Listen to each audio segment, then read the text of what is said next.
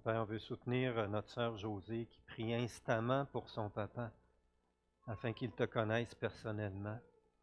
Puis elle s'en va le visiter aujourd'hui. On te prie, Seigneur, de disposer son cœur puis d'ouvrir une porte afin elle ait accès à parler de toi, de l'Évangile avec lui.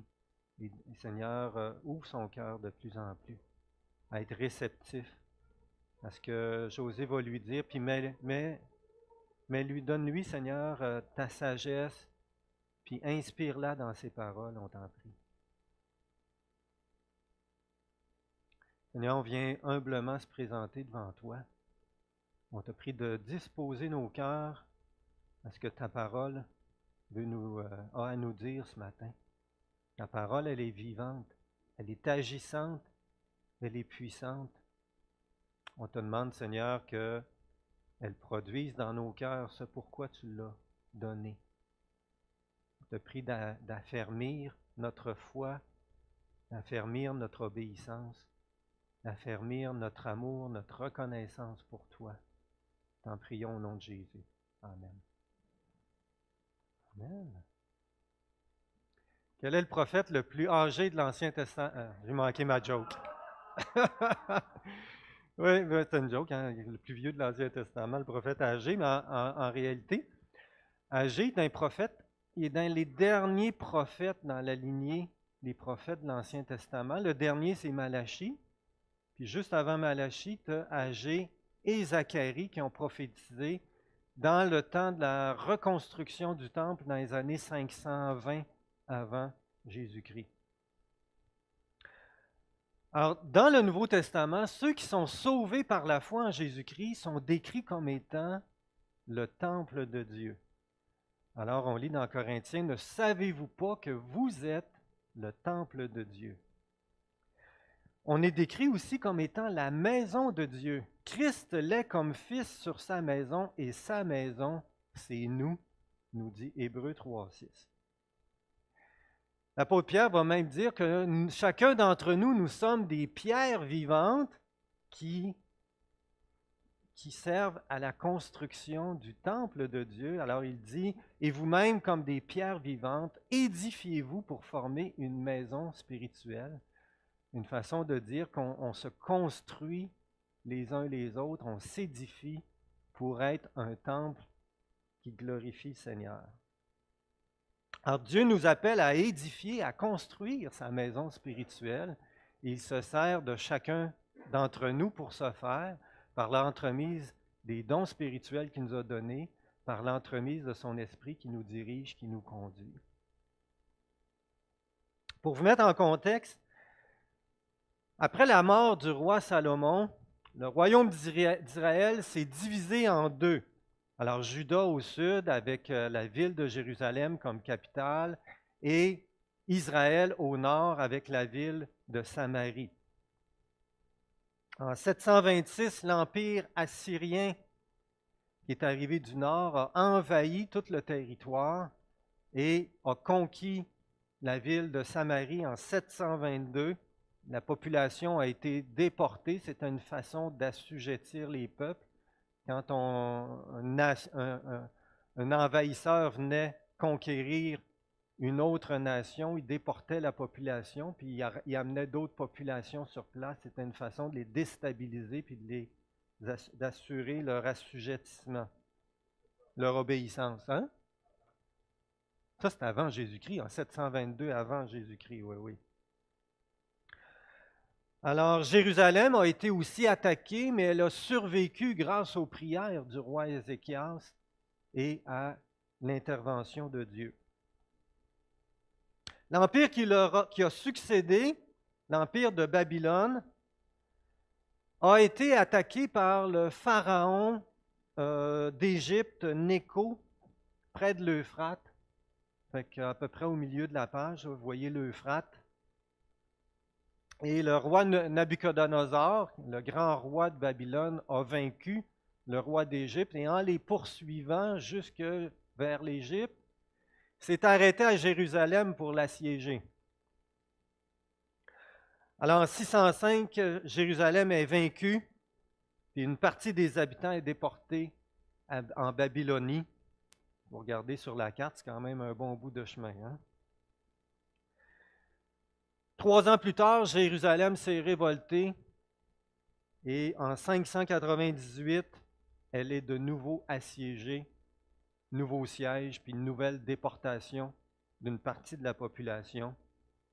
En 589, il y a une nouvelle révolte, un nouveau siège, et là, la ville de Jérusalem et le temple de Dieu est totalement rasé, détruit. Et il suit une troisième et dernière déportation en 589. En 539, donc 50 ans plus tard, Cyrus, qui est roi des Mèdes et des Perses, a conquis Babylone et il devient roi non seulement comme des Mèdes et des Perses, mais aussi de tout l'empire babylonien, qui devient l'empire des Mèdes et des Perses.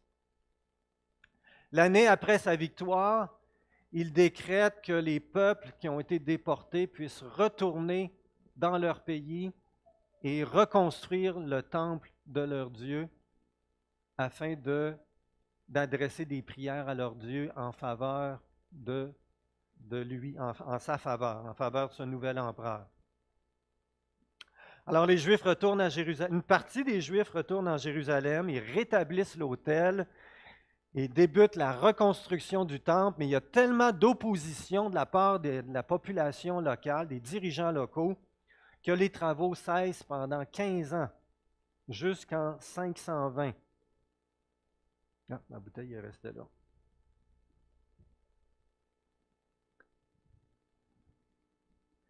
Et c'est en 520 que Dieu suscite le prophète Agé pour s'adresser à son peuple. Alors Dieu va dire à son peuple ce qu'il pense de la situation. Il va les exhorter, leur assurer qu'il est avec eux. Parce que ce qu'il leur dit concernant le temple de Jérusalem, eh bien, nous pouvons en tirer des leçons pour nous en ce qui concerne le temple de Dieu qui est la maison spirituelle. Alors prions. Seigneur, nous te demandons pardon parce qu'on n'est pas toujours fidèle dans ta maison. Seigneur, nous te demandons de nous remplir ton Saint-Esprit et que ton Esprit Saint agisse dans nos cœurs pour susciter la repentance, la foi et l'obéissance. Au nom de Jésus. Amen. Donc, Agé, chapitre 1, Dieu commence par décrire ce qui ne va pas, versets 2 à 6. Lisons-le. Ainsi parle l'Éternel des armées, ce peuple dit, le temps n'est pas venu, le temps de rebâtir la maison de l'Éternel. C'est pourquoi la parole de l'Éternel leur fut adressée par Agé le prophète en ces mots. Est-ce le temps pour vous d'habiter vos demeures lambrissées quand cette maison est en ruine? Ainsi parle maintenant l'Éternel des armées. Considérez attentivement vos voies. Autre traduction, réfléchissez à votre conduite. Vous avez beaucoup semé et vous recueillez peu. Vous mangez et vous n'êtes pas rassasiés. Vous buvez et vous n'êtes pas désaltérés. Vous êtes vêtus et vous n'avez pas chaud. Le salarié reçoit son salaire dans un sac percé. Ainsi parle l'Éternel des armées. C'est une expression qui veut dire que Dieu est souverain sur toute la création, sur toute créature. Les armées font référence ici à chacune des catégories de la création. Dieu le répète 3 fois avec le verset 7, comme pour attirer l'attention du peuple qui écoute. C'est vraiment Dieu qui vous parle. Soyez attentifs, écoutez bien, écoutez attentivement. Dieu leur dit en quelque sorte, Oh, vous pensez que ce n'est pas le bon temps pour reconstruire mon temple. Pourtant, chacun prend un très grand soin de sa propre maison. Vous vous payez le luxe de décorer vos maisons. Alors, des maisons lambrissées. Les lambris, c'est les décorations qu'on mettait en bois ou en autres matériaux sur les murs, sur les plafonds, pour embellir la décoration. Alors, vous embellissez vos maisons pendant que la mienne est en ruine. Puis Dieu attire leur attention sur les fruits de leur labeur, de leur subsistance. Avez-vous remarqué? Vous travaillez fort pour amener de quoi manger et vous ramenez peu. Vous n'êtes jamais rassasiés, ni désaltérés, ni même assez vêtus. Vous recevez un salaire, mais il n'en reste jamais assez pour vos besoins. On pourrait dire l'argent sort par les fenêtres.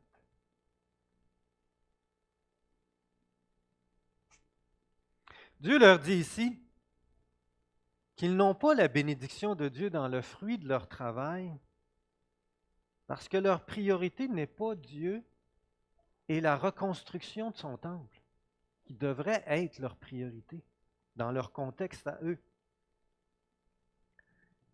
Et il leur dit, regardez, observez, n'est-ce pas le cas? N'est-ce pas le cas?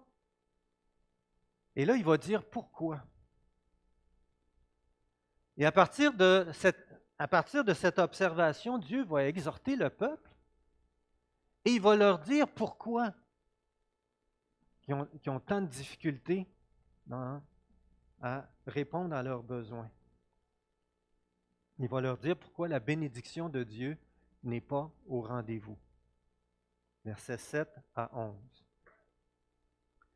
Ainsi parle l'Éternel des armées, considérez attentivement vos voies. Alors, c'est une répétition du verset 5 qui leur disait, qu'on pourrait traduire aussi, réfléchissez à votre conduite. Deuxième fois que Dieu le dit. Quand Dieu répète, c'est parce que c'est important habituellement. Montez sur la montagne, apportez du bois et bâtissez la maison. J'en aurai de la joie et je serai glorifié. Dieu les exhorte vraiment à reprendre le travail. Monter sur la montagne, mais c'est parce que le temple était sur la montagne. Et il leur dit que ça lui procurera de la joie. Avez-vous déjà pensé que Dieu éprouve de la joie quand on s'occupe de ce qui est important pour lui? Ça procure de la joie à Dieu. Imaginez que vous avez un projet qui est vraiment à cœur, qui est important pour vous, puis vous partagez ça avec vos frères, vos sœurs ou avec votre famille, votre conjoint, puis qu'ils embarquent avec vous autres, puis sont tous encouragés, puis enthousiastes, puis ils participent au projet, ça procure de la joie. Mais Dieu a de la joie quand on participe à ce qui est important pour lui. Continue en disant, j'en aurai de la joie et je serai glorifié, dit l'Éternel. Vous comptiez sur beaucoup et voici, vous avez peu. Vous l'avez rentré chez vous, parlant des récoltes, mais j'ai soufflé dessus. Et là, Dieu va leur dire pourquoi il leur manque de tout. Pourquoi, dit l'Éternel des armées? À cause de ma maison qui est en ruine. Tandis que vous vous empressez chacun pour sa maison. C'est pourquoi les cieux vous ont refusé la rosée, et la terre a retenu ses produits. J'ai appelé la sécheresse sur le pays, sur les montagnes, sur le blé, sur le vin, sur l'huile, sur ce que la terre peut rapporter, sur les hommes et sur les bêtes, et sur tout le travail des mains.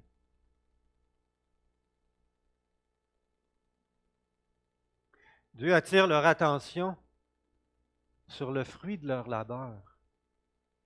Il leur dit, avez-vous remarqué? Vous travaillez fort pour ramener de quoi manger, vous ramenez peu.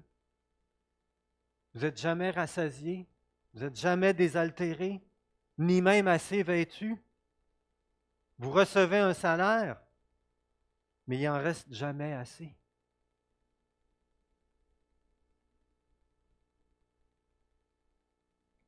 As-tu l'impression des fois que le fruit de ton travail ne suffit pas? Que tu n'arrives pas? Dieu leur dit ici que il leur manque la bénédiction de Dieu sur leur travail parce que leurs priorités ne sont pas à la bonne place. Parce que Dieu ne passe pas en premier, ni ce qui est prioritaire pour lui. Intéressant, il leur dit, regardez, observez, n'est-ce pas le quoi? N'est-ce pas le cas? Non, excusez, j'ai oublié de tourner la page. Alors, chacun met en priorité sa propre maison, ses propres projets, tandis que la maison de Dieu est en ruine et personne ne s'en préoccupe. Chacun se soucie de ses nouvelles décorations, son nouvel aménagement, de sa nouvelle cuisine, de ses propres projets, pendant que la maison de Dieu est laissée dans un triste état. En conséquence, Dieu a fermé la bénédiction. C'est une conséquence au fait que son peuple ne se préoccupe pas de la maison de Dieu qui est laissée à l'abandon. Mais la parole de Dieu a été efficace. Ceux qui l'ont entendu, ça les a frappés. Et ils ont changé complètement leur conduite. La parole que le prophète a propagée par Agé a produit un changement complet dans leur attitude. A produit du zèle et un encouragement de la part de Dieu.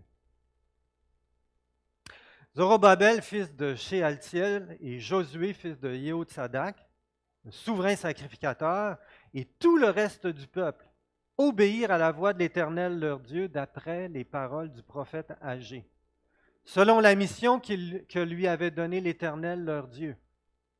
Et le peuple fut saisi de crainte devant l'Éternel. Agé, messager de l'Éternel, dit au peuple, conformément au message de l'Éternel, moi je suis avec vous, oracle ou parole de l'Éternel. L'Éternel réveilla l'esprit de Zorobabel, fils de Shealtiel, gouverneur de Juda, et l'esprit de Josué, fils de Yehotsadak, le souverain sacrificateur, et l'esprit de tout le reste du peuple. Ils vinrent se mettre à l'œuvre dans la maison de l'Éternel des armées, leur Dieu. Ils ont été saisis de crainte. Pourquoi est-ce qu'ils ont été saisis de crainte? C'est une bonne question, hein? Ils ont réalisé, suite à la parole de Dieu, que le fruit de leur labeur, qui rapportait peu, c'était parce qu'ils n'honoraient pas. Ils n'honoraient pas Dieu et son temple, qui était... Dieu a dirigé pour qu'ils retournent à Jérusalem et qu'il y ait la bénédiction de l'empereur pour reconstruire le temple. Il avait cessé de le faire. Alors Dieu les a convaincus que ça ne devait pas continuer comme ça. Et ils ont changé leurs priorités afin de mettre la main à la pâte de la maison de Dieu. Et là, Dieu les encourage avec une belle promesse. En quelque sorte, il leur dit, vous manquez de tout, vous ne voyez pas la bénédiction de Dieu dans votre travail, et là, vous voulez changer vos priorités, puis obéir à ma voix, vous voulez reconstruire ma maison, malgré l'opposition de la population des alentours. Alors Dieu leur fait cette promesse, écoutez bien ceci, je suis avec vous. Je suis avec vous. Une promesse d'encouragement qui veut dire, je suis avec vous pour vous protéger dans la construction, pour vous soutenir, vous aider dans la construction. Je suis avec vous pour bénir le fruit de votre travail. Vous ne manquerez plus de rien. Votre travail ne sera pas en vain, ni pour ma maison, ni pour vos besoins. Je suis avec vous.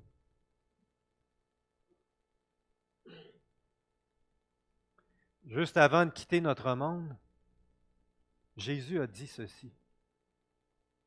Allez, faites de toutes les nations des disciples, les baptisant au nom du Père, du Fils et du Saint-Esprit, et enseignez-leur à observer tout ce que je vous ai prescrit. Et voici, je suis avec vous. Je suis avec vous, exactement la même promesse, tous les jours jusqu'à la fin du monde.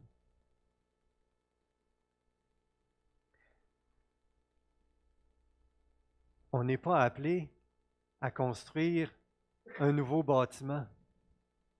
On est appelé à construire une maison spirituelle.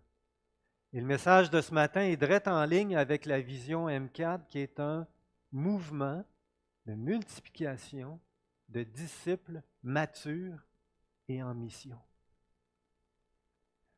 Participer à bâtir la maison de Dieu, c'est être participant à devenir des disciples qui grandissent en maturité et qui s'investissent dans d'autres disciples qui vont eux-mêmes prendre la maturité et être eux-mêmes en mission. Un mouvement de multiplication de disciples matures et en mission. Jésus a dit, je bâtirai mon Église, une maison spirituelle. Une maison spirituelle qui peut être, selon les circonstances, qui peut être dans une maison, qui peut être dans une forêt, qui peut être dans une grange ou dans un bâtiment comme ici, ça peut être n'importe où. C'est pas le lieu, c'est pas la construction qui est importante. C'est ceux qui en font partie. Une maison en esprit et en vérité. C'est à ça que Jésus nous appelle. Et Jésus nous dit que quand on prend à cœur sa maison, il est avec nous. Il est avec nous pour bénir le fruit de notre travail, le fruit de notre œuvre, autant au niveau spirituel, puis peut-être aussi au niveau matériel, pour qu'on puisse contribuer à cette œuvre. Le passage d'Agé nous exhorte à ne pas négliger sa maison et de mettre en priorité son royaume et sa justice, et toutes ces choses vous seront données par-dessus. Quand on prend à cœur les intérêts de Dieu pour bâtir sa maison, mais Dieu prend à cœur nos intérêts aussi. Est-ce qu'il se pourrait que quand on met en priorité notre propre maison, nos propres projets, puis qu'on ne s'occupe pas de bâtir la maison de Dieu, que Dieu retienne sa bénédiction? Du temps d'Agé, Dieu leur dit, vous comptiez sur beaucoup et voici, vous avez peu. Pourquoi? Dit l'Éternel des armées. À cause de ma maison qui est en ruine, tandis que vous vous empressez chacun pour sa maison. Si Dieu a retenu la bénédiction matérielle sur son peuple, se pourrait-il qu'il retienne sa bénédiction sur nous, au niveau spirituel, au niveau matériel? Tout le temps qu'on passe à se préoccuper de nos propres affaires, puis qu'on néglige de faire des disciples, de travailler à la maison spirituelle de Dieu, tandis que Dieu retient sa bénédiction. Tu recherches la plénitude de l'esprit, la bénédiction dans tes relations avec tes frères et sœurs, des réponses à des prières, et Dieu retient sa bénédiction. Peut-être. possible. Je ne pense pas qu'on puisse faire un parallèle direct entre la prophétie d'Agée puis ce qu'on peut vivre comme Église du Seigneur. Mais il y a peut-être un certain parallèle qu'on peut faire. Je ne pense pas que Dieu nous prive de toute bénédiction. Loin de là. Hein, Dieu souvent nous bénit dans sa grâce, sa bonté, dans son amour, même si on ne le mérite pas nécessairement. Il nous bénit abondamment. Mais il y a peut-être une part de vérité là-dedans. Que si on est indépendant de Dieu, ben, il faut réaliser que ça ne nous profite pas. La semaine dernière, je vous disais que Dieu a un cœur généreux. Puis quand il voit de la générosité dans nos cœurs, ben, ça lui fait plaisir, ça touche son cœur, puis ça le rend encore plus généreux envers nous, de sorte que ça nous encourage nous-mêmes à être encore plus généreux, que ça touche encore son cœur, qu'il rend encore plus généreux.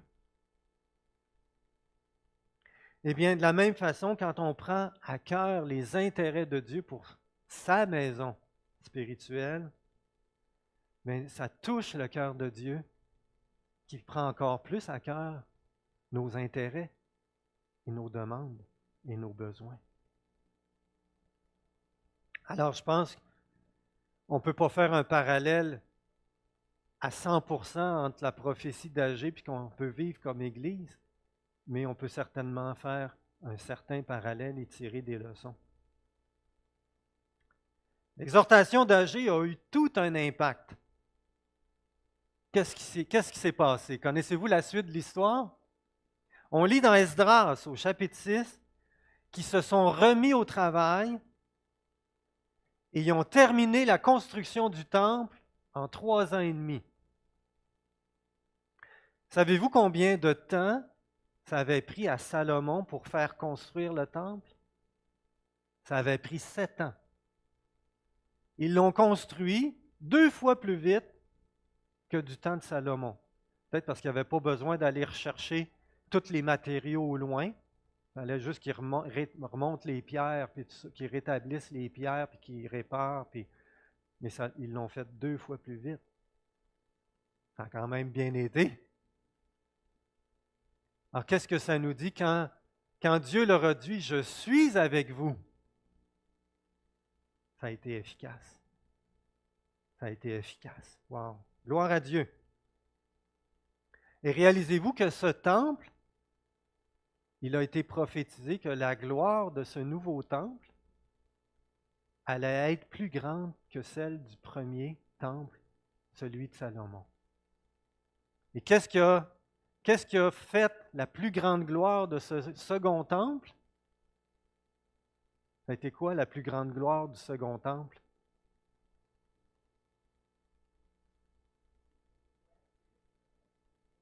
Non, c'est que Jésus est rentré dedans.